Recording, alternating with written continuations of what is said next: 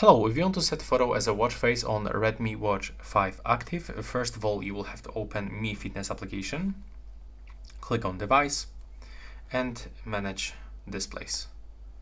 Then you will have to go for custom and let's pick one of the following, for example, the album first, select custom photo.